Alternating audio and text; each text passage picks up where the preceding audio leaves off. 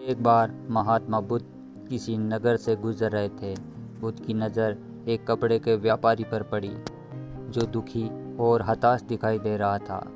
बुद्ध चलकर उसके पास गए और पूछा कि हे संते, तुम इतने उदास क्यों हो? अगर तुम मुझे अपनी चिंता का विषय बताओ तो मैं तुम्हारी कुछ मदद कर सकता हूँ। कपड़े के व्यापारी ने बुद्ध को प्रणाम किया और उनको दुकान के अंदर बुलाया।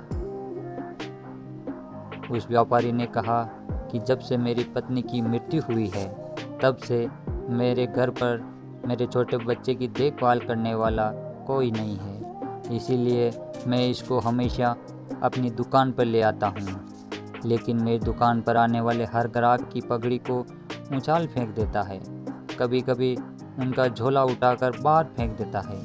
मैंने इसको बहुत समझाया, डांटा, लेकिन यह नहीं समझा। इसकी इस हरकतों की वजह से मेरे सारे ग्राहक खुद को अपमानित मानकर वापस चले जाते हैं। बुद्ध बोले, मैं तुम्हारी सहायता कर सकता हूँ, पर तुम मुझे वचन देना होगा कि मैं जो भी करूँगा तुम उसमें दखल अंदाजी नहीं करोगे, ना कोई प्रश्न पूछोगे। व्यापारी बुद्ध को वचन दे देता है। अगले दिन बुद्ध एक पगड़ी पहन कर आए और एक ग्राहक की भांति आकर बैठ गए। व्यापारी का बेटा आया और बुद्ध की पगड़ी को उछाल दिया।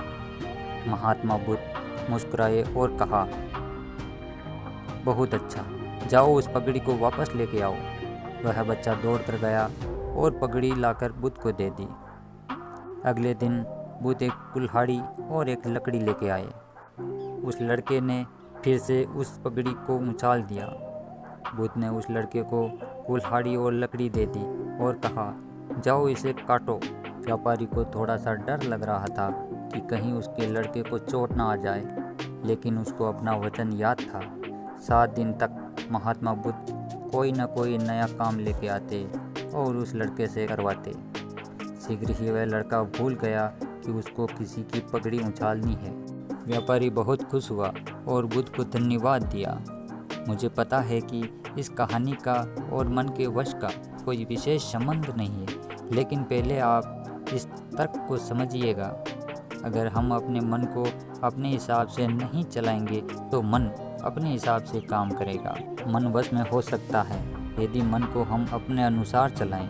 मन 2 तरीकों से, पहला तरीका मन अपने हिसाब से काम कर सकता है, दूसरा तरीका मन को हम अपने हिसाब से काम करवा सकते हैं। बुद्ध से मिलने से पहले उस लड़के का मन और दिमाग अपने हिसाब से काम कर रहा था, लेकिन बुद्ध ने उस लड़के को अपने अनुसार काम करवाया।